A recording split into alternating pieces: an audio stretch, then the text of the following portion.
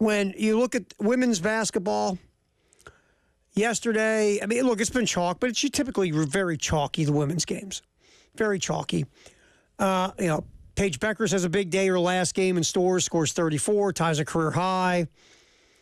NC State moves on. Obviously, South Carolina over the weekend made it through. UCLA, bets went crazy. Really no upsets to this point, which, again, kind of expected. No, the biggest upset, the biggest issue, Juju Watkins, obviously. That was, that was unfortunate. I mean, look, it's an ACL. You rehab it, you strengthen it, you come back, you can still be really good. It's not like your career's over, but it stunk. You're a number 1 seed.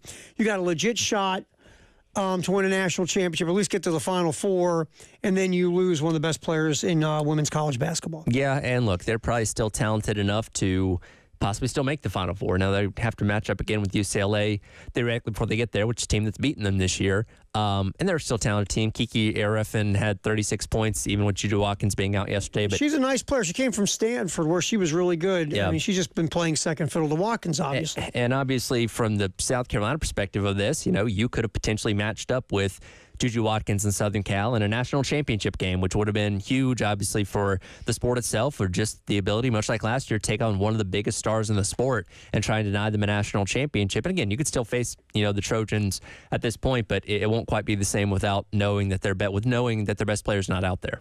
This whole thing about the NCAA tournament, look, I get the fear that one of the greatest things about this tournament is losing the Cinderellas. I understand it because all these mid-major teams now are getting plucked by the power conference teams. Like, we're going to go over some of the South Carolina targets in the portal, the men. A lot of mid-major teams. Yeah, you show promise at a mid-major, you're going to get a shot somewhere And it feels like, yes, the mid-major is becoming the farm team for the power conferences. Yep. I don't think Cinderellas are dead. I don't. Do I think that we might see less of them at times? Maybe. But here I got a crazy idea, Tyler. It's 1 year. Yeah, Why don't we wait and see if there's any kind of pattern? You forget Yale beating Auburn last year?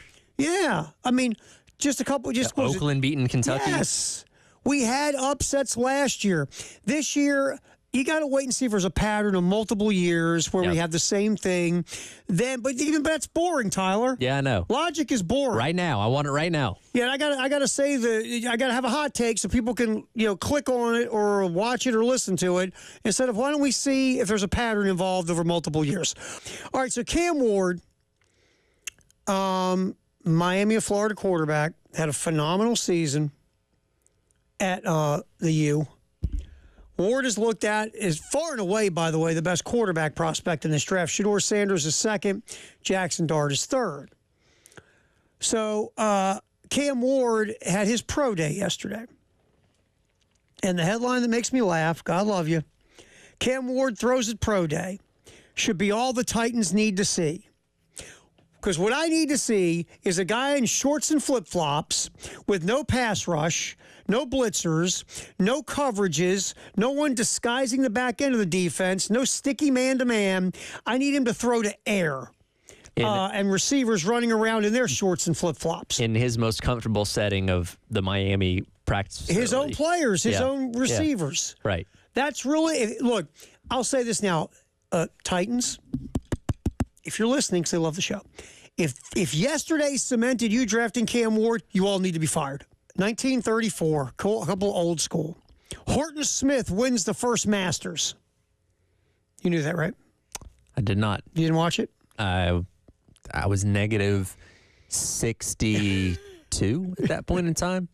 I was a lot of negative I knew that was around the time when the first Masters happened. So Horton Smith wins the first Masters, and if you don't know who Horton Smith is, maybe you just heard the name, or if you're really into golf, you know.